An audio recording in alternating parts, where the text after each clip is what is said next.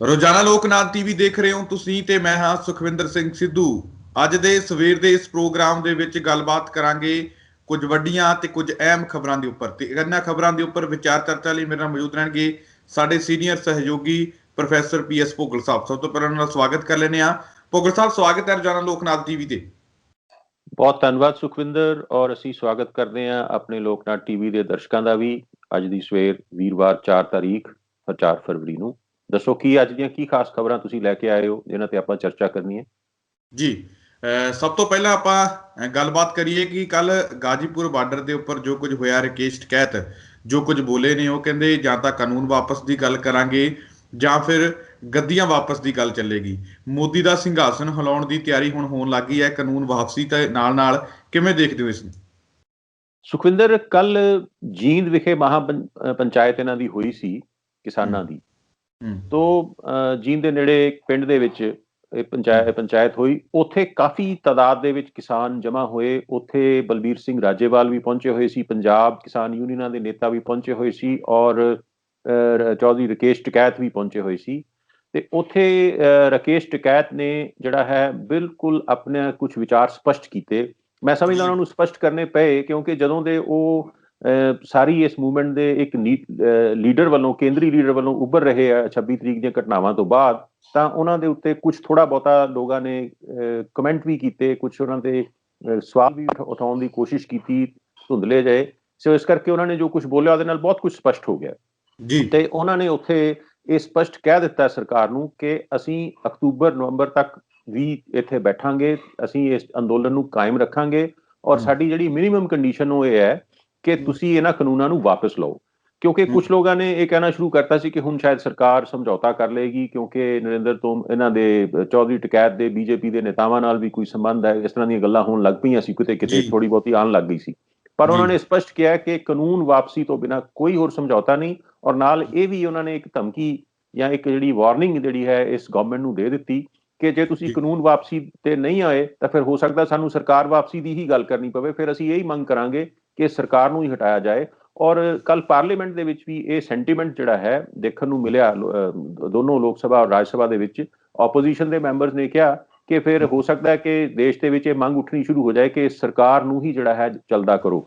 ਔਰ ਇਸ ਤਰ੍ਹਾਂ ਦੀਆਂ ਗੱਲਾਂ ਕੱਲ ਦੇਸ਼ ਭਰ ਦੇ ਸਾਰੇ ਇਲਾਕਿਆਂ ਦੇ ਵਿੱਚੋਂ ਜਿਹੜੀਆਂ ਹੈ ਇਸ ਤਰ੍ਹਾਂ ਦੀਆਂ ਸੁਣਨ ਨੂੰ ਮਿਲੀਆਂ, ਕਿਉਂਕਿ ਇਸ ਅੰਦੋਲਨ ਦਾ ਜਿਹੜਾ ਇੱਕ ਇਮੋਸ਼ਨਲ ਸਪੋਰਟ ਹੈ ਸਾਰੇ ਦੇਸ਼ ਦੇ ਵਿੱਚ ਹੌਲੀ ਹੌਲੀ ਵੱਧਦੀ ਜਾ ਰਹੀ ਹੈ।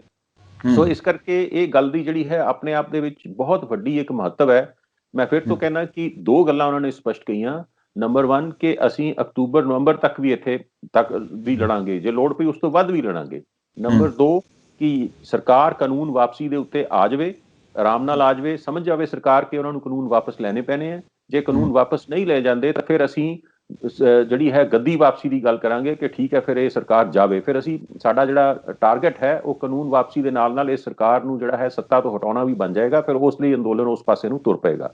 ਸੋ ਇਹ ਸਪਸ਼ਟ ਲਫ਼ਜ਼ਾਂ ਦੇ ਵਿੱਚ ਉਹਨਾਂ ਨੇ ਕੱਲ ਜਿਹੜੀ ਹੈ ਉੱਥੇ ਮੋਦੀ ਸਰਕਾਰ ਨੂੰ ਚੇਤਾਵਨੀ ਦਿੱਤੀ, ਔਰ ਇਸ ਦਾ ਦੇਸ਼ ਭਰ ਦੇ ਵਿੱਚ ਸਮਰਥਨ ਮਿਲਿਆ। ਅੱਜ ਦੀਆਂ ਅਖਬਾਰਾਂ ਦੇ ਵਿੱਚ ਇਹ ਸੁਰਖੀ ਬਣੀ ਹੋਈ ਹੈ, ਔਰ ਇਹ ਸ਼ਾਇਦ ਮੈਨੂੰ ਲੱਗਦਾ ਕਿ ਨੇਸ਼ਨ ਵਾਈਡ ਕਾਲ ਹੀ ਹੋ ਜਾਏਗੀ। ਕਿਉਂਕਿ ਸੁਖਵਿੰਦਰ ਔਰ ਸਾਡੇ ਦਰਸ਼ਕ ਜਾਣਦੇ ਆ ਕਿ ਸਾਰੇ ਹੀ ਵਰਗ ਜਿਹੜੇ ਹੈ ਸਾਡੇ ਦੇਸ਼ ਦੇ, ਸਾਰੇ ਹੀ ਲੋਕ ਜਿਹੜੇ ਹੈ ਉਹ ਇਸ ਸਰਕਾਰ ਤੋਂ ਬੁਰੀ ਤਰ੍ਹਾਂ ਪਰੇਸ਼ਾਨ ਆਏ ਹੋਏ ਹੈ। ਕਿਉਂਕਿ ਜਿਸ ਤਰੀਕੇ ਨਾਲ ਸੰਸਥਾਵਾਂ ਸੰਵਿਧਾਨ ਨੂੰ ਢਾਹ ਲਾਈ ਗਈ, ਜਿਸ ਤਰੀਕੇ ਨਾਲ ਸਾਡੇ ਦੇਸ਼ ਦੇ ਵਿੱਚ ਆਜ਼ਾਦੀ ਕੁਚਲੀ ਜਾ ਰਹੀ ਹੈ, ਜਿਸ ਤਰੀਕੇ ਨਾਲ ਕੂੜ ਪ੍ਰਚਾਰ ਕੀਤਾ ਜਾ ਰਿਹਾ RSS ਵੱਲੋਂ ਦੂਸਰੇ ਧਰਮਾਂ ਦੇ ਲੋਕਾਂ ਦੇ ਖਿਲਾਫ, ਔਰ ਜਿਹੜੇ ਆਮ ਲੋਕਾਂ ਦੇ ਮਸਲੇ ਹੈ ਰੋਟੀ ਕੱਪੜਾ ਔਰ ਮਕਾਨ, ਰੋਜ਼ੀ ਰੋਟੀ ਦੇ, ਐਮਪਲੋਇਮੈਂਟ ਦੇ, ਦੂਸਰੇ ਉਹਨਾਂ ਦੀ ਕੋਈ ਗੱਲ ਨਹੀਂ ਕੀਤੀ ਜਾ ਰਹੀ।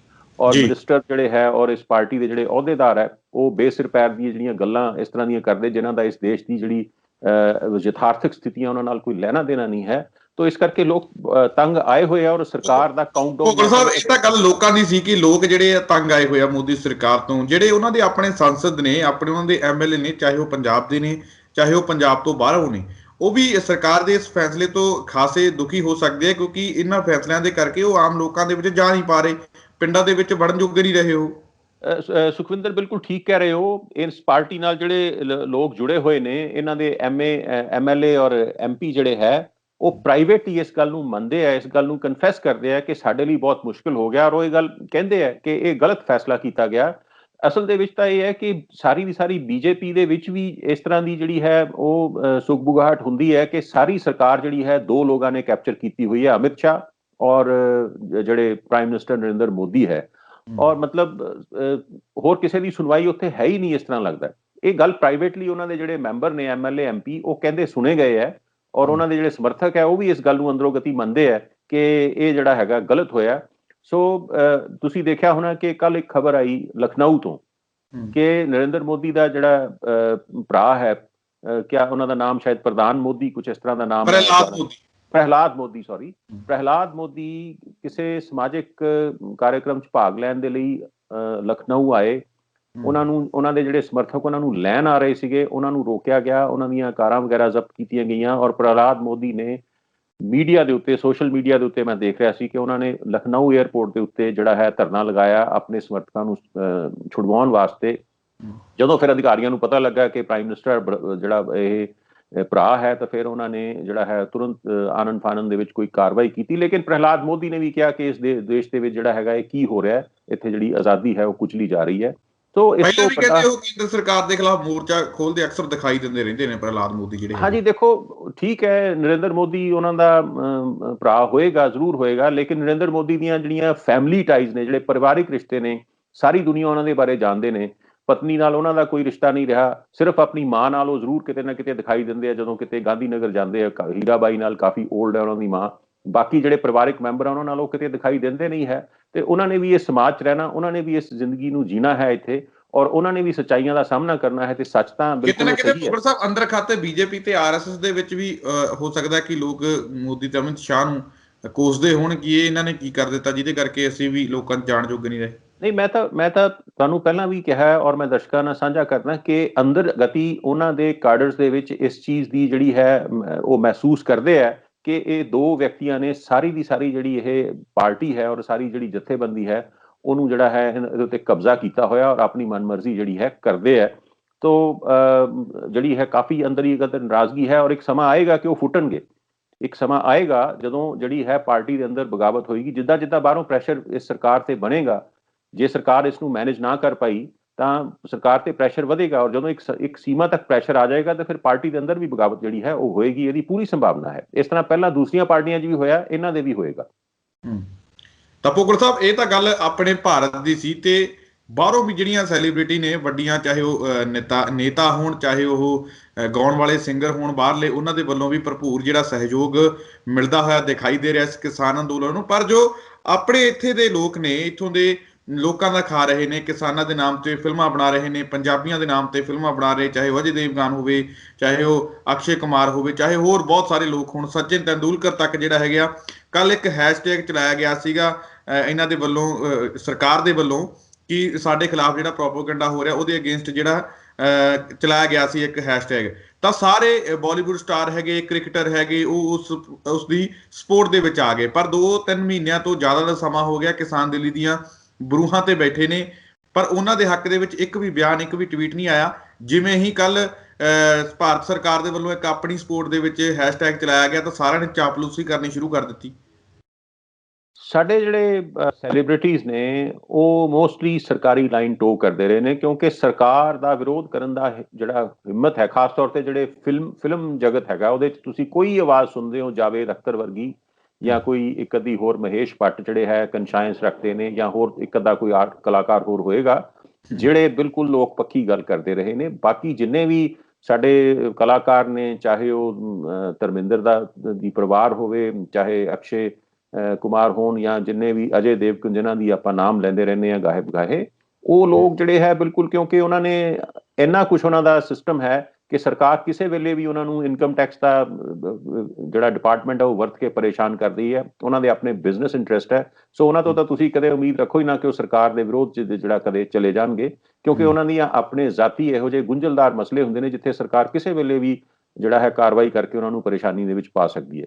ਲੇਕਿਨ ਅੰਤਰਰਾਸ਼ਟਰੀ ਲੈਵਲ ਦੇ ਉੱਤੇ ਅਸੀਂ ਦੇਖ ਰਹੇ ਹਾਂ ਕਿ ਕਿਸਾਨ ਅੰਦੋਲਨ ਦਾ ਚਰਚਾ ਸਾਰੀ ਦੁਨੀਆ 'ਚ ਕਿਉਂਕਿ ਹੋ ਰਿਹਾ ਹੈ, ਤਾਂ ਅਸੀਂ ਦੇਖਦੇ ਹਾਂ ਕਿ ਇੰਟਰਨੈਸ਼ਨਲ ਲੈਵਲ ਦੇ ਜਿਹੜੇ ਕਲਾਕਾਰ ਹੈ, ਜਿਹੜੀਆਂ ਇੰਟਰਨੈਸ਼ਨਲ ਸੈਲੀਬ੍ਰਿਟੀਜ਼ ਹੈ, ਉਹਨਾਂ ਤੋਂ ਬੜਾ ਵੱਡਾ ਸਪੋਰਟ ਹੋਇਆ। ਇੱਕ ਗੀਤਕਾਰ ਹੈ, ਇੱਕ ਸਿੰਗਰ ਹੈ ਰਿਹਾਨਾ, ਉਹਨਾਂ ਨੇ ਜਿਹੜਾ ਹੈ ਕਿਸਾਨ ਅੰਦੋਲਨ ਦੇ ਪੱਖ ਦੇ ਵਿੱਚ ਕੱਲ ਟਵੀਟ ਕੀਤਾ ਔਰ ਉਹਦੀ ਜਿਹੜੀ ਬੜੀ ਤਕਲੀਫ ਹੋਈ ਸਾਡੇ ਸਰਕਾਰੀ ਹਲਕਿਆਂ ਦੇ ਵਿੱਚ। ਇਸੇ ਤਰ੍ਹਾਂ ਗ੍ਰੇਟਾ ਥਨਬਰਗ ਹੈ, ਮੀਰਾ ਹੈਰਿਸ ਹੈ, ਜੌਨ ਕਿਊਸਕ ਹੈ, ਅਮਾਂਡਾ ਸਰਨੀ ਹੈ, ਇਹਨਾਂ ਸਾਰੇ ਜਿਹੜੇ ਆਰਟਿਸਟ ਹੈ, ਇਹਨਾਂ ਨੇ ਕਿਸਾਨ ਅੰਦੋਲਨ ਦੇ ਹੱਕ ਦੇ ਵਿੱਚ ਜਿਹੜਾ ਹੈ ਉਹ ਗੱਲ ਕੀਤੀ ਹੈ ਔਰ ਕਿਸਾਨਾਂ ਦੀ ਸਮਰਥਨ ਕੀਤੀ ਹੈ। ਕਿਉਂਕਿ ਸਾਰੀ ਦੁਨੀਆ ਦੇ ਵਿੱਚ ਲੋਕ ਇਹ ਮਹਿਸੂਸ ਕਰ ਰਹੇ ਹੈ ਕਿ ਇਹ ਜਿਹੜਾ ਕਾਰਪੋਰੇਟ ਕਲਚਰ ਜਿਹੜਾ ਵੱਧ ਰਿਹਾ ਹੈਗਾ, ਇਹ ਸਾਡੀ ਸੱਭਿਅਤਾ ਨੂੰ, ਇਹ ਸਾਡੇ ਲੋਕਤੰਤਰ ਨੂੰ, ਸਾਡੇ ਆਮ ਜੀਵਨ ਲਈ ਬਹੁਤ ਬੜਾ ਖਤਰਾ ਬਣਦਾ ਜਾ ਰਿਹਾ ਹੈ। ਸੋ ਲੋਕਾਂ ਦੇ ਵਿੱਚ ਹੌਲੀ ਹੌਲੀ ਇਸ ਚੀਜ਼ ਦੀ ਜਿਹੜੀ ਹੈ ਅਹਿਸਾਸ ਹੁੰਦਾ ਚਲਾ ਜਾ ਰਿਹਾ ਕਿ ਇਹਨਾਂ ਦਾ ਜਿਹੜਾ ਗਲਬਾ ਸਾਡੇ ਉੱਤੇ ਪੈ ਰਿਹਾ, ਇਸ ਨੂੰ ਹੁਣੇ ਨਾ ਰੋਕਿਆ ਗਿਆ ਤਾਂ ਇਹ ਸਾਨੂੰ ਜਿਹੜਾ ਹੈ ਆਪਣੇ ਗਲਬੇ ਦੇ ਨਾਲ ਕੁਚਲ ਦੇਣਗੇ। ਸੋ ਆਮ ਲੋਕਾਂ ਦੀ ਜਿਹੜੀ ਇਹ ਹੋ ਰਹੀ ਹੈ, ਇਹਦਾ ਅਸੀਂ ਇੰਟਰਨੈਸ਼ਨਲ ਲੈਵਲ ਦੇ ਉੱਤੇ ਸਪੋਰਟ ਦੇਖ ਰਹੇ ਹਾਂ। ਔਰ ਉਹ ਕਿਉਂਕਿ ਕਿਸਾਨ ਅੰਦੋਲਨ ਇੱਕ ਬਹੁਤ ਬੜਾ ਅੰਦੋਲਨ ਹੈ ਔਰ ਉਹ ਲੋਕ ਸਾਰਿਆਂ ਦੀ ਨਜ਼ਰ, ਕਿਉਂਕਿ ਸਾਡੇ ਦੇਸ਼ ਦੀ ਆਬਾਦੀ ਬਹੁਤ ਜ਼ਿਆਦਾ, ਕਿਸਾਨਾਂ ਦੀ ਆਬਾਦੀ ਬੜੀ ਜ਼ਿਆਦਾ, ਸੋ ਬੜੀ ਤਾਦਾਦ ਉੱਥੇ ਜਮ੍ਹਾਂ ਹੋਈ ਹੈ। ਇਹੋ ਜਿਹੀ ਗੱਲ ਜਿਹੜੀ ਹੈ ਦੂਸਰੇ ਦੇਸ਼ਾਂ ਦੇ ਵਿੱਚ ਇਸ ਲੈਵਲ ਤੱਕ ਦੇਖਣ ਨੂੰ ਨਹੀਂ ਮਿਲਦੀ। ਸੋ ਉਹਨਾਂ ਲਈ ਇੱਕ ਬੜੀ ਉਤਸੁਕਤਾ ਔਰ ਬੜਾ ਹੀ ਇੱਕ ਵੱਡਾ ਇਸ਼ੂ ਬਣਿਆ ਹੋਇਆ ਔਰ ਉਹ ਸਾਰੇ ਇਹਦੀ ਸਪੋਰਟ ਦੇ ਵਿੱਚ ਜਿਹੜਾ ਹੈ ਨਿੱਤਰ ਕੇ ਆ ਰਹੇ ਹੈ।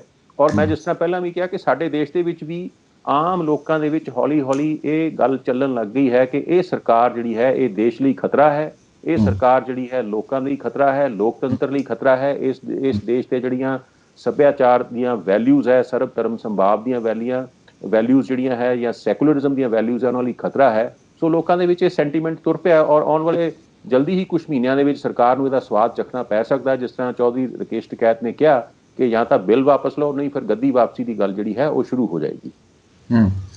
ਭੋਗੜ ਸਾਹਿਬ, ਇੱਕ ਵੱਡੀ ਖਬਰ ਇਹ ਆ ਰਹੀ ਹੈ ਕਿ ਹੁਣੇ ਜਿਹੜੇ ਵਿਰੋਧੀ ਦਲਾਂ ਦੇ ਸੰਸਦ ਨੇ, ਉਹਨਾਂ ਦੇ ਵਿੱਚ ਹਰਸਿਮਰਤ ਕੌਰ ਬਾਦਲ ਵੀ ਨੇ, ਹੁਣ ਉਹ ਰਕੇਸ਼ ਟਕੈਤ ਦੇ ਮੰਚ ਤੇ ਜਾ ਰਹੇ ਨੇ ਉਹਨਾਂ ਨੂੰ ਸਮਰਥਨ ਦੇਣ ਦੇ ਲਈ।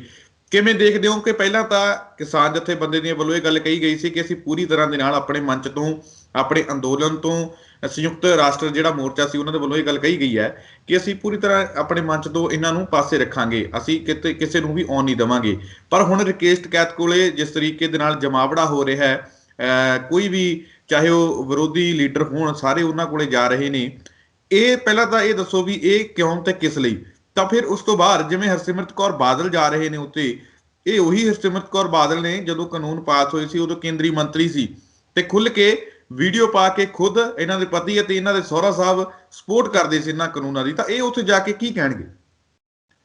ਸੁਖਵਿੰਦਰ, ਹਾਂ ਇਹ ਠੀਕ ਹੈ ਕਿ ਸੰਯੁਕਤ ਕਿਸਾਨ ਮੋਰਚਾ ਨੇ ਪਹਿਲਾਂ ਫੈਸਲਾ ਕੀਤਾ ਸੀਗਾ ਔਰ ਹੁਣ ਵੀ ਉਹ ਫੈਸਲੇ ਤੇ ਕਾਇਮ ਨੇ ਕਿ ਅਸੀਂ ਆਪਣੀਆਂ ਸਟੇਜਾਂ ਦੇ ਉੱਤੇ ਰਾਜਨੀਤਿਕ ਸ਼ਖਸੀਅਤਾਂ ਨੂੰ ਜਿਹੜਾ ਹੈ ਉਹ ਨਹੀਂ ਆਉਣ ਦੇਣਾ। ਜਦੋਂ ਤੱਕ ਇਸ ਮੋਰਚੇ ਦਾ ਫੋਕਸ ਸਿੰਘੂ ਬੈਰੀਅਰ ਤੱਕ ਸੀ ਤਾਂ ਵਾਕਈ ਹੀ ਜਿਹੜੇ ਰਾਜਨੀਤਿਕ ਸ਼ਖਸੀਅਤਾਂ ਉੱਥੇ ਨਹੀਂ ਗਈਆਂ। ਜੇ ਕੋਈ ਗਿਆ ਤਾਂ ਉਸ ਦੇ ਨਾਲ ਜਿਹੜਾ ਹੈ ਲੋਕਾਂ ਨੇ ਮਿਸਬਿਹੇਵ ਵੀ ਕੀਤਾ ਜਾਂ ਉੱਥੇ ਉਹ ਥੱਲੇ ਲੋਕਾਂ ਦੇ ਵਿੱਚ ਬੈਠ ਕੇ ਆ ਗਿਆ। ਲੇਕਿਨ 26 ਜਨਵਰੀ ਦੀ ਘਟਨਾ ਤੋਂ ਬਾਅਦ ਜਦੋਂ ਦਾ ਫੋਕਸ ਗਾਜ਼ੀਪੁਰ ਬੈਰੀਅਰ ਤੇ ਚਲਾ ਗਿਆ ਔਰ ਚੌਧਰੀ ਰਕੇਸ਼ ਟਕੈਤ ਇੱਕ ਰਾਸ਼ਟਰੀ ਇਸ ਕਿਸਾਨ ਅੰਦੋਲਨ ਦੇ ਨੇਤਾ ਦੇ ਰੂਪ ਦੇ ਵਿੱਚ ਹਰਮਨ ਪਿਆਰੇ ਹੋ ਰਹੇ ਨੇ, ਤਾਂ ਉੱਥੇ ਸਾਡੇ ਜਿਹੜੇ ਪੋਲੀਟੀਕਲ ਲੀਡਰਸ ਨੇ ਉਹ ਜਾਣੇ ਸ਼ੁਰੂ ਹੋਏ ਨੇ ਸਪੋਰਟ ਦੇ ਵਿੱਚ। ਚੌਧਰੀ ਰਕੇਸ਼ ਟਕੈਤ ਇਸ ਬਾਰੇ ਉਹਨੇ ਜ਼ਿਆਦਾ ਜਿਹੜੇ ਹੈ ਉਹ ਰਿਜਿਡ ਨਹੀਂ ਹੈਗੇ। ਉੱਥੇ ਸਭ ਤੋਂ ਪਹਿਲਾਂ ਪ੍ਰਤਾਪ ਸਿੰਘ ਬਾਜਵਾ ਗਏ, ਫਿਰ ਦੂਸਰੇ ਜਿਹੜੇ ਮੈਂਬਰ ਪਾਰਲੀਮੈਂਟ ਔਰ ਦੂਸਰੇ ਲੋਕ ਜਿਹੜੇ ਹੈ ਜਾਣੇ ਸ਼ੁਰੂ ਹੋਏ, ਆਪੋਜੀਸ਼ਨ ਦੇ ਲੋਕਾਂ ਨੇ ਜਾਣਾ ਸ਼ੁਰੂ ਕੀਤਾ। ਕਿਉਂਕਿ ਦੋ ਗੱਲਾਂ ਹੈਗੀਆਂ ਇਹਦੇ ਵਿੱਚ, ਇੱਕ ਤਾਂ ਇਹ ਹੈ ਕਿ ਇਸ ਅੰਦੋਲਨ ਨੂੰ ਚੌਧਰੀ ਰਕੇਸ਼ ਟਕੈਤ ਕੁਛ ਹੱਦ ਤੱਕ ਠੀਕ ਹੈ ਕਿ ਸਾਨੂੰ ਪੋਲੀਟੀਕਲ ਲੋਕਾਂ ਦਾ ਸਮਰਥਨ ਜੇ ਮਿਲਦਾ ਤਾਂ ਕੋਈ ਮਾੜੀ ਗੱਲ ਨਹੀਂ, ਕਿਉਂਕਿ ਪਾਰਲੀਮੈਂਟ ਦੇ ਵਿੱਚ ਜਿਹੜਾ ਹੈ ਉਹਨਾਂ ਨੂੰ ਹੋਰ ਜੋਸ਼ ਦੇ ਨਾਲ ਉਹ ਉੱਥੇ ਸਰਕਾਰ ਦਾ ਵਿਰੋਧ ਕਰਨਗੇ। ਕਿਉਂਕਿ ਜੇ ਬਾਹਰ ਲੱਗੇ ਕਿ ਲੋਕ ਉਹਨਾਂ ਦੇ ਨਾਲ ਨਹੀਂ ਤਾਂ ਪਾਰਲੀਮੈਂਟ ਦੇ ਵਿੱਚ ਵੀ ਉਹਨੇ ਜੋਸ਼ ਖਰੋਸ਼ ਦੇ ਨਾਲ ਉਹ ਕੰਮ ਨਹੀਂ ਕਰ ਸਕਣਗੇ। ਰਾਜਨੀਤਿਕ ਲੋਕਾਂ ਨੂੰ ਜਿਹੜਾ ਹੈ ਆਪਣਾ ਜਿਹੜਾ ਉਹਨਾਂ ਦੀ ਜਿਹੜੀ ਕਹਿੰਦੇ ਡਰਟੀ ਲਿਨਨ ਜਿਹੜਾ ਉਹਨਾਂ ਨੇ ਗੰਦ ਪਾਇਆ ਉਹਨੂੰ ਧੋਣ ਦਾ ਮੌਕਾ ਮਿਲ ਰਿਹਾ ਹੈਗਾ। ਫੋਰ ਐਗਜ਼ਾਮਪਲ ਤੁਸੀਂ ਹਰਸਿਮਰਤ ਕੌਰ ਬਾਦਲ ਦੀ ਹੀ ਗੱਲ ਕਹੀ, ਸਾਰੀ ਦੁਨੀਆ ਜਾਣਦੀ ਹੈ ਕਿ ਉਹ ਸਰਕਾਰ ਦਾ ਹਿੱਸਾ ਸੀ ਜਦੋਂ ਇਹ ਕਾਨੂੰਨ ਪਾਸ ਹੋਇਆ ਔਰ ਐਂਡ ਦੇ ਵਿੱਚ ਉਹਨਾਂ ਨੇ ਡਰਾਮਾ ਕੀਤਾ ਔਰ ਜਿਹੜਾ ਹੈ ਉੱਥੋਂ ਰਿਜ਼ਾਈਨ ਕੀਤਾ ਜਦੋਂ ਕਾਨੂੰਨ ਪਾਸ ਹੋ ਗਿਆ। ਔਰ ਉਹਦੀ ਸਮਰਥਨ ਦੇ ਵਿੱਚ ਤੁਸੀਂ ਜਿਸ ਤਰ੍ਹਾਂ ਦੱਸਿਆ ਸਰਦਾਰ ਪ੍ਰਕਾਸ਼ ਸਿੰਘ ਬਾਦਲ ਵੀ ਬੋਲੇ, ਸੁਖਬੀਰ ਬਾਦਲ ਵੀ ਬੋਲੇ। ਖੈਰ ਸੁਖਬੀਰ ਬਾਦਲ ਨੂੰ ਤਾਂ ਸੀਰੀਅਸਲੀ ਕੋਈ ਲੈਂਦਾ ਨਹੀਂ ਕਿਉਂਕਿ ਉਹਨਾਂ ਨੂੰ ਖੁਦ ਨਹੀਂ ਪਤਾ ਹੁੰਦਾ ਕਿ ਉਹ ਕੀ ਬੋਲ ਰਹੇ ਹੈ। ਹਰਸਿਮਰਤ ਕੌਰ ਬਾਦਲ ਵੀ ਉਸ ਤੇ ਬੋਲੀ ਤੇ ਹੁਣ ਜਿਹੜੇ ਹੈ ਲੋਕਾਂ ਦੇ ਵਿੱਚ ਆ ਕੇ ਉਹਨਾਂ ਨੂੰ ਲੱਗਦਾ ਕਿ ਲੋਕ ਇਹ ਜਨਤਾ ਜਿਹੜੀ ਹੈਗੀ ਹੈ ਇਹ ਮੂਰਖ ਹੈ, ਛੇਤੀ ਭੁੱਲ ਜਾਂਦੀ ਹੈ, ਪਰ ਇਸ ਤਰ੍ਹਾਂ ਦੀ ਨਹੀਂ ਹੋਏਗਾ, ਲੋਕ ਭੁੱਲਣਗੇ ਨਹੀਂ। ਪਰ ਠੀਕ ਹੈ, ਚਲੋ ਉਹ ਜਾ ਰਹੇ ਹੈ, ਸਮਰਥਨ ਦੇ ਰਹੇ ਹੈ। ਇਸ ਵੇਲੇ ਮੌਕੇ ਦੀ ਲੋੜ ਹੈ ਕਿ ਜੋ ਵੀ ਆ ਰਿਹਾ, ਜੋ ਵੀ ਜਿੱਦਾਂ ਦਾ ਵੀ ਹਰਸਿਮਰਤ ਕੌਰ ਬਾਦਲ ਇਹ ਗੱਲ ਕਹਿ ਰਹੇ ਨੇ ਕਿ ਕਿਸਾਨਾਂ ਨੂੰ ਬੰਦੀ ਬਣਾਉਣ ਦੀ ਕੋਸ਼ਿਸ਼ ਕੀਤੀ ਜਾ ਰਹੀ ਹੈ, ਕਿਸਾਨਾਂ ਨੂੰ ਬੰਦੀ ਬਣਾਇਆ ਜਾ ਰਿਹਾ ਹੈ। ਨਾਲ ਉਹਨਾਂ ਨੇ ਵੱਲੋਂ ਇਹ ਗੱਲ ਕਹੀ ਹੈ ਕਿ ਕਿਸਾਨਾਂ ਪ੍ਰਤੀ ਸਰਕਾਰ ਦਾ ਰਵੱਈਆ ਗਲਤ ਹੈ। ਹਾਂ ਠੀਕ ਹੈ, ਉਹ ਚਲੋ ਕਹਿ ਰਹੇ ਹੈ। ਉਹ ਮੈਂ ਤੁਹਾਨੂੰ ਦੱਸਿਆ ਕਿ ਸਭ ਮੌਕਾ ਪ੍ਰਸਤੀ ਹੈ, ਬਹੁਤ ਵੱਡੀ ਮੌਕਾ ਪ੍ਰਸਤੀ ਹੈ। ਬਾਦਲ ਪਰਿਵਾਰ ਦੀ ਮੌਕਾ ਪ੍ਰਸਤੀ ਤਾਂ ਹੁਣ ਜਗ ਜ਼ਾਹਰ ਹੋ ਹੀ ਚੁੱਕੀ ਹੈ। ਸੋ ਉਹਨਾਂ ਲਈ ਸਭ ਤੋਂ ਮੁਸ਼ਕਿਲ ਹੈ ਕਿ ਸਰਕਾਰ ਦੇ ਵੀ ਤੁਸੀਂ ਬੈਠੇ ਸੀ ਜਦੋਂ ਕਾਨੂੰਨ ਪਾਸ ਹੋਏ, ਹੁਣ ਤੁਸੀਂ ਜਿਹੜਾ ਹੈ ਸਰਕਾਰ ਦਾ ਵਿਰੋਧ ਕਰ ਰਹੇ, ਸਭ ਤੋਂ ਔਖਾ ਜਵਾਬ ਦੇਣਾ ਤਾਂ ਉਹਨਾਂ ਨੂੰ ਹੈ। ਔਰ ਉਹਨਾਂ ਨੂੰ ਪਤਾ ਇਸ ਗੱਲ ਦਾ ਕਿ ਆਉਂਦੀਆਂ ਪੰਜਾਬ ਵਿਧਾਨ ਸਭਾ ਚੋਣਾਂ ਦੇ ਵਿੱਚ ਕਿਹੋ ਜਿਹੇ ਜਿਹੜਾ ਹੈ ਉਹਨਾਂ ਨਾਲ ਬਿਹੇਵੀਅਰ ਲੋਕ ਕਰਨਗੇ। ਉਹ ਆਲਰੇਡੀ ਉਹਨਾਂ ਨੇ ਟ੍ਰੇਲਰ ਦੇਖਿਆ ਜਦੋਂ ਫਤਿਹਗੜ੍ਹ ਸਾਹਿਬ ਦੇ ਵਿੱਚ ਸੁਖਬੀਰ ਨੂੰ ਉੱਥੋਂ ਭਜਾਇਆ ਗਿਆ, ਜਾਂ ਦੂਸਰੇ ਜਿੱਥੇ ਕਿਤੇ ਵੀ ਉਹ ਜਾਂਦੇ ਆ ਲੋਕ ਉਹਨਾਂ ਨੂੰ ਜਿਹੜਾ ਹੈ ਬਹੁਤ ਮਾੜਾ ਰਿਸਪੌਂਸ ਦੇ ਰਹੇ ਹੈ। ਤੋ ਇਸ ਚੀਜ਼ ਦਾ ਜਿਹੜਾ ਹੈ ਉਹਨਾਂ ਨੂੰ ਵਾਜ਼ੇ ਹੈ, ਲੇਕਿਨ ਉਹਨਾਂ ਨੂੰ ਲੱਗਦਾ ਕਿ ਇਸ ਤਰ੍ਹਾਂ ਉਹ ਇਸ ਰਾਸ਼ਟਰੀ ਮੰਚ ਦੇ ਉੱਤੇ ਜਾ ਕੇ ਕਿਸਾਨਾਂ ਦੇ ਨਾਲ ਹਮਦਰਦੀ ਉਹਨਾਂ ਦੀ ਲੈ ਸਕਣਗੇ ਜਾਂ ਕੁਝ ਬੋਲ ਸਕਣਗੇ। ਮੈਨੂੰ ਲੱਗਦਾ ਕਿ ਕਿਸਾਨ ਅੰਦੋਲਨ ਨੂੰ ਲੈ ਕੇ ਸਿਆਸਤ ਗਰਮਾਉਣੀ ਸ਼ੁਰੂ ਹੋ ਗਈ ਹੈ। ਹਾਂਜੀ ਹਾਂਜੀ, ਬਿਲਕੁਲ ਸਿਆਸਤ ਗਰਮ ਹੋਣੀ ਸ਼ੁਰੂ ਹੋ ਗਈ ਹੈ, ਕਿਉਂਕਿ ਜਦ ਮੈਂ ਜਿਸ ਤਰ੍ਹਾਂ ਕਿਹਾ ਪਹਿਲਾਂ ਵੀ ਕਿ ਜਦੋਂ ਦਾ ਗਾਜ਼ੀਪੁਰ ਬਾਰਡਰ ਦੇ ਉੱਤੇ ਗੱਲ ਗਈ ਹੈ, ਜਦੋਂ ਜਿਹੜਾ ਹੈ ਇਸ ਦਾ ਦਾਇਰਾ ਖੈਰ ਪਹਿਲਾਂ ਵੀ ਸੀ, ਲੇਕਿਨ ਬਹੁਤ ਹੁਮਾ ਕੇ ਵੈਸਟਰਨ ਯੂਪੀ ਦੇ ਵਿੱਚ ਔਰ ਦੂਸਰੇ ਰਾਜਾਂ ਤੋਂ ਹੋਰ ਜ਼ਿਆਦਾ ਜਿਹੜਾ ਹੈ ਇਸ ਨੂੰ ਹੁੰਗਾਰਾ ਮਿਲਣਾ ਸ਼ੁਰੂ ਹੋਇਆ। ਔਰ ਉਹ ਜਿਸ ਤਰ੍ਹਾਂ ਮੈਂ ਕਿਹਾ ਕਿ ਉਹ ਭਾਰਤ ਦੀ ਜਿਹੜੀ ਹੈ ਹਾਰਟਲੈਂਡ ਹੈ, ਜਿਹਨੂੰ ਅਸੀਂ ਕਾਓ ਬੈਲਟ ਕਹਿ ਦਿੰਦੇ ਹਾਂ ਜਾਂ ਹਿੰਦੀ ਬੈਲਟ ਕਹਿ ਦਿੰਦੇ ਹਾਂ, ਸਾਰੀ ਜਿਹੜੀ ਭਾਰਤ ਦੀ ਸਿਆਸਤ ਹੈ ਉੱਥੋਂ ਗਰਮ ਹੁੰਦੀ ਹੈ, ਸਾਰੇ ਟ੍ਰੈਂਡ ਉੱਥੋਂ ਜ਼ਾਹਿਰ ਹੁੰਦੇ ਹੈ। ਪੰਜਾਬ ਨੇ ਪਹਿਲ ਲਈ ਸੀ, ਇਹਦੇ 'ਚ ਕੋਈ ਦੋਰਾ ਨਹੀਂ, ਲੇਕਿਨ ਪੰਜਾਬ ਪੈਰੀਫਰੀ ਤੇ ਹੈ। ਪੰਜਾਬ ਇੱਕ ਕੋਨੇ ਤੇ ਬੈਠਾ ਛੋਟਾ ਜਿਹਾ ਰਾਜ ਹੈ, ਇਸ ਦੀਆਂ 13 ਸੀਟਾਂ, ਉਹ ਭਾਰਤ ਦੀ ਰਾਜਨੀਤੀ ਨੂੰ ਉਹਨਾਂ ਪ੍ਰਭਾਵਿਤ ਨਹੀਂ ਕਰਦੀ ਜਿੰਨਾ ਕਿ ਉਸ ਹਾਰਟਲੈਂਡ ਦੀ ਜਿਹੜੀ ਰਾਜਨੀਤੀ ਪ੍ਰਭਾਵਿਤ ਕਰਦੀ ਹੈ। ਤੇ ਇਹ ਅੰਦੋਲਨ ਹੁਣ ਉੱਥੇ ਚਲਾ ਗਿਆ, ਇਸ ਕਰਕੇ ਸਾਰੀ ਰਾਜਨੀਤੀ ਜਿਹੜੀ ਹੈ ਗਰਮਾਉਣੀ ਸ਼ੁਰੂ ਹੋ ਗਈ। ਔਰ ਇਹ ਅੰਦੋਲਨ ਤੁਸੀਂ ਦੇਖਣਾ ਆਉਣ ਵਾਲੇ ਸਮੇਂ 'ਚ, ਮੈਂ ਆਪਣੇ ਦਰਸ਼ਕਾਂ ਨੂੰ ਹਿੰਟ ਦੇ ਰਿਹਾ ਕਿ ਇਹ ਅੰਦੋਲਨ ਇਸ ਸਰਕਾਰ ਦੀ ਗਿਰਾਵਟ ਵਾਲੇ ਪਾਸੇ ਨੂੰ ਰਾਹ ਖੋਲੇਗਾ, ਔਰ ਇਹ ਸਰਕਾਰ ਜਿਹੜੀ ਹੈ ਜਾਂਦੀ ਲੱਗੇਗੀ ਅਗਲੀਆਂ ਇਲੈਕਸ਼ਨਸ ਦੇ ਵਿੱਚ। ਹੋ ਸਕਦਾ ਜੇ ਨਾ ਇਹਨਾਂ ਨੂੰ ਹੋਸ਼ ਆਈ ਤਾਂ ਉਸ ਤੋਂ ਪਹਿਲਾਂ ਵੀ ਇਹਨਾਂ ਨੂੰ ਜਾਣਾ ਪੈ ਸਕਦਾ। ਸੁਰਜੀਤ ਕੁਮਾਰ ਜਾਣੀ ਨੇ ਹੁਣੇ ਸਵਾਲ ਚੁੱਕੇ ਨੇ ਕੇਂਦਰ ਦੇ ਕਿਸਾਨਾਂ ਦੇ ਉੱਪਰ। ਉਹਨਾਂ ਵੱਲੋਂ ਕਿਹਾ ਗਿਆ ਕਿ ਕੇਂਦਰ ਤੇ ਪੁਲਿਸ ਕਿਸਾਨਾਂ ਦੀ ਕਿਸ ਗੱਲ ਤੇ ਇਤਬਾਰ ਕਰੇ। ਪਹਿਲਾਂ ਉਹਨਾਂ ਨੇ ਭਰੋਸਾ 26 ਜਨਵਰੀ ਦੇ ਪ੍ਰੋਗਰਾਮ ਨੂੰ ਲੈ ਕੇ ਕੀਤਾ ਸੀ, ਉੱਥੇ ਬੜੀ ਹਿੰਸਾ ਹੋਈ। ਤਾਂ ਹੋਰ ਵੀ ਕਈ ਮਾਮਲਿਆਂ ਦੇ ਉੱਤੇ ਉਹਨਾਂ ਦੇ ਵੱਲੋਂ ਕਿਹਾ ਗਿਆ ਕਿ ਵਿਸ਼ਵਾਸਘਾਤ ਕਿਸਾਨਾਂ ਨੇ ਕੀਤਾ ਜਾਂ ਕੇਂਦਰ ਨੇ। ਤਾਂ ਸਿੱਧੇ ਤੌਰ ਤੇ ਸਵਾਲ ਚੁੱਕ ਦਿੱਤੇ ਗਏ ਨੇ ਕਿਸਾਨਾਂ ਦੇ ਉੱਪਰ। ਸੁਰਜੀਤ ਕੁਮਾਰ ਜਾਣੀ ਦੇ ਵੱਲੋਂ ਉਹਨਾਂ ਦੇ ਵੱਲੋਂ ਇਹ ਵੀ ਗੱਲ ਕਹਿ ਦਿੱਤੀ ਗਈ ਹੈ ਕਿ ਕਿਸਾਨ ਆਗੂ ਸਰਕਾਰ ਨੂੰ ਨੀਵਾਂ ਦਿਖਾਉਣ ਦੀ ਕੋਸ਼ਿਸ਼ ਨਾ ਕਰਨ। ਸੁਖਵਿੰਦਰ, ਇਹ ਉਹ ਜਮਾਤ ਹੈ ਜਿਹੜੀ ਹਿਟਲਰ ਦੀ ਵਿਚਾਰਧਾਰਾ ਤੇ ਵਿਸ਼ਵਾਸ ਕਰਦੀ ਹੈ। ਹਿਟਲਰ ਦੇ ਜਿਹੜਾ ਕਿਹਾ ਸੀ ਕਿ 100 ਵਾਰੀ ਝੂਠ ਬੋਲੋ ਤਾਂ ਸੱਚ ਬਣ ਜਾਂਦਾ, ਤਾਂ ਇਹਨਾਂ ਨੇ ਝੂਠ ਬੋਲਣ ਦੇ ਉੱਤੇ ਲੱਕ ਬੰਨਿਆ ਹੋਇਆ ਹੈ। ਵਿਸ਼ਵਾਸਘਾਤ ਤਾਂ ਸਰਕਾਰ ਨੇ ਕੀਤਾ ਕਿਸਾਨਾਂ ਨਾਲ, ਬਿਨਾਂ ਕਿਸਾਨਾਂ ਦੀ ਸਲਾਹ ਲਿਆ, ਬਿਨਾਂ ਸਿਲੈਕਟ ਕਮੇਟੀ ਪਾਰਲੀਮੈਂਟ 'ਚ ਡਿਸਕਸ਼ਨ ਡਿਬੇਟ ਕਰਾਇਆ ਇਹ ਬਿੱਲ ਪਾਸ ਕੀਤੇ ਗਏ। ਔਰ ਸਭ ਤੋਂ ਹੱਦ ਉਦੋਂ ਹੋ ਗਈ ਜਦੋਂ ਰਾਜ ਸਭਾ ਦੇ ਵਿੱਚ ਜਿਹੜਾ ਹੈ ਉਹ ਜੋ ਕੁਝ ਹੋਇਆ ਅਸੀਂ ਸਾਰੇ ਜਾਣਦੇ ਹਾਂ ਕਿ ਉਹਨਾਂ ਨੂੰ ਪਤਾ ਸੀ ਬਹੁਮਤ ਨਹੀਂ ਹੈ, ਤੇ ਉੱਥੇ ਜਿਹੜੀ ਗੜਬੜ ਕਰਵਾਈ ਗਈ ਔਰ ਉੱਥੇ ਬਿੱਲ ਪਾਸ ਕਰਵਾਏ ਗਏ। ਤਾਂ ਵਿਸ਼ਵਾਸਘਾਤ ਤਾਂ ਇਹਨਾਂ ਨੇ ਕੀਤਾ। ਤੇ ਫਿਰ ਜਿਹੜੀ 26 ਤਰੀਕ ਨੂੰ ਵੀ ਘਟਨਾਵਾਂ ਹੋਈਆਂ, ਹੁਣ ਸਾਡੇ ਕੋਲ ਰਿਪੋਰਟਾਂ ਆ ਰਹੀਆਂ ਸੋਸ਼ਲ ਮੀਡੀਆ ਤੋਂ, ਇੰਡੀਪੈਂਡੈਂਟ ਸੋਰਸਿਸ ਤੋਂ, ਕਿ ਸਾਰਾ ਜਿਹੜਾ ਹੈ ਇਹਨਾਂ ਦੀਆਂ ਏਜੰਸੀਜ਼ ਦਾ ਕੀਤਾ ਧਰਿਆ ਸੀਗਾ, ਔਰ ਕਿਸ ਤਰ੍ਹਾਂ ਜਾ ਕੇ ਇਹਨਾਂ ਦੀ ਪ੍ਰਪੋਜ਼ਲ ਸੀ, ਕਿਸ ਤਰ੍ਹਾਂ ਇਹਨਾਂ ਦੀ ਪਲੈਨਿੰਗ ਸੀ ਕਿ ਦਿੱਲੀ ਦੇ ਵਿੱਚ ਜਿਹੜਾ ਹੈ ਉਹ ਦੰਗਾ ਭੜਕਾਇਆ ਜਾ ਸਕੇ ਪੰਜਾਬ ਦੇ ਕਿਸਾਨਾਂ ਦੇ ਖਿਲਾਫ, ਔਰ ਇਸ ਨੂੰ ਸਿੱਖ ਵਰਸਸ ਰੈਸਟ ਆਫ ਇੰਡੀਆ ਦਾ ਇੱਕ ਇਸ਼ੂ ਬਣਾ ਕੇ ਇਹਨੂੰ ਜਿਹੜਾ ਹੈ ਟੋਰਪੀਡੋ ਕੀਤਾ ਜਾਵੇ। ਇਹ ਤਾਂ ਪਰਮਾਤਮਾ ਦੀ ਕਿਰਪਾ ਰਹੀ। ਕੁਝ ਸਾਡੇ ਲੋਕ ਜਿਹੜੇ ਹੈ, ਸਾਡੇ ਕਿਸਾਨ ਜਥੇਬੰਦੀਆਂ ਪਹਿਲਾਂ ਤੋਂ ਹੀ ਤੁਰੇ ਹੋਏ ਸੀ ਕਿ ਅਸੀਂ ਧਾਰਮਿਕ ਇਸ਼ੂ ਦੇ ਉੱਤੇ ਇਹਨੂੰ ਨਹੀਂ ਲੈ ਕੇ ਜਾਣਾ। ਇਹ ਜਿਹੜਾ ਹੈ ਇੱਕ ਸਾਡਾ ਸੈਕੂਲਰ ਅੰਦੋਲਨ ਹੈ, ਇਹਦੇ ਸਾਰੇ ਧਰਮਾਂ ਦੇ ਕਿਸਾਨ ਜਿਹੜੇ ਹੈ ਬੈਠੇ ਹੈ, ਤੇ ਇਸ ਕਰਕੇ ਉਸ ਤੋਂ ਬਹੁਤ ਬੜਾ ਬਚਾਅ ਹੋਇਆ। ਤੋ ਇਹ ਵਿਸ਼ਵਾਸਘਾਤ ਤਾਂ ਇਹਨਾਂ ਨੇ ਕੀਤਾ, ਝੂਠ ਬੋਲਿਆ, ਤੇ ਹੁਣ ਇਹ ਕਿਸਾਨਾਂ ਤੇ ਪੁਲਿਸ ਤੇ ਜਿਹੜੀ ਗੱਲ ਕਰ ਰਹੇ ਹੈ ਉਹ ਬੇਮਾਨੀ ਹੈ। ਇਹਨਾਂ ਨੂੰ ਕੋਈ ਲੋਕ ਨਹੀਂ, ਹੁਣ ਕੋਈ ਵੀ ਇਹਨਾਂ ਤੇ ਵਿਸ਼ਵਾਸ ਨਹੀਂ ਕਰ ਰਿਹਾ। ਇਹ ਜੋ ਜਿੰਨਾ ਮਰਜ਼ੀ ਸੱਚ ਬੋਲਣ ਦੀ ਕੋਸ਼ਿਸ਼ ਕਰਨ, ਜਿੰਨਾ ਮਰਜ਼ੀ ਲੋਕਾਂ ਨੂੰ ਭਰਮਾਉਣ ਦੀ ਕੋਸ਼ਿਸ਼ ਕਰਨ, ਕਿਉਂਕਿ ਇਹਨਾਂ ਦੀ ਜਿਹੜੀ ਗੁੜਤੀ ਹੈ, ਜਿਹੜੀ ਇਹਨਾਂ ਦੀ ਟ੍ਰੇਨਿੰਗ ਹੈ ਉਸ ਜਮਾਤ ਦੀ, RSS ਦੀ, ਉਹ ਇਹਨਾਂ ਨੂੰ ਇਸ ਤਰ੍ਹਾਂ ਦੀਆਂ ਹਰਕਤਾਂ ਕਰਨ ਲਈ ਮਜਬੂਰ ਕਰਦੀ ਹੈ। ਸੋ ਇਹ ਇਸ ਤਰ੍ਹਾਂ ਕਰ ਰਹੇ ਨੇ। ਜੀ ਭੋਗਲ ਸਾਹਿਬ, ਤੁਸੀਂ ਸਾਡੇ ਨਾਲ ਜੁੜੇ ਇਹਨਾਂ ਅਹਿਮ ਖਬਰਾਂ ਦੇ ਉੱਪਰ ਸਾਡੇ ਨਾਲ ਵਿਚਾਰ ਚਰਚਾ ਕੀਤੀ, ਤੁਹਾਡਾ ਬਹੁਤ ਬਹੁਤ ਧੰਨਵਾਦ। ਬਹੁਤ ਧੰਨਵਾਦ ਤੁਹਾਡਾ, ਔਰ ਸਾਡੇ ਦਰਸ਼ਕਾਂ ਦਾ ਵੀ ਬਹੁਤ ਬਹੁਤ ਧੰਨਵਾਦ। ਮੇਰੀਆਂ ਸ਼ੁਭ ਇੱਛਾਵਾਂ ਔਰ ਇਸ ਅੰਦੋਲਨ ਲਈ ਫਿਰ ਤੋਂ ਸ਼ੁਭ ਇੱਛਾਵਾਂ। ਉਮੀਦ ਹੈ ਅਸੀਂ ਚੰਗੇ ਦਿਨ ਛੇਤੀ ਫਿਰ ਤੋਂ ਦੇਖਾਂਗੇ। ਤਾਂ ਇਹ ਸਨ ਪ੍ਰੋਫੈਸਰ PS ਭੋਗਲ ਸਾਹਿਬ, ਜਿਨ੍ਹਾਂ ਨੇ ਕੁਝ ਵੱਡੀਆਂ ਤੇ ਅਹਿਮ ਖਬਰਾਂ ਦੇ ਉੱਪਰ ਸਾਡੇ ਨਾਲ ਵਿਚਾਰ ਚਰਚਾ ਕੀਤੀ ਹੈ। ਉਮੀਦ ਕਰਦੇ ਹਾਂ ਕਿ ਭੋਗਲ ਸਾਹਿਬ ਦੇ ਵਿਚਾਰ ਤੁਹਾਨੂੰ ਜ਼ਰੂਰ ਪਸੰਦ ਆਉਣਗੇ। ਦੁਬਾਰਾ ਫਿਰ ਮਿਲਾਂਗੇ ਪ੍ਰੋਗਰਾਮ ਦੇ ਵਿੱਚ ਕੁਝ ਵੱਡੀਆਂ ਤੇ ਨਵੀਆਂ ਖਬਰਾਂ ਦੇ ਨਾਲ। ਤਦ ਤੱਕ ਲਈ ਦਿਓ ਇਜਾਜ਼ਤ। ਧੰਨਵਾਦ।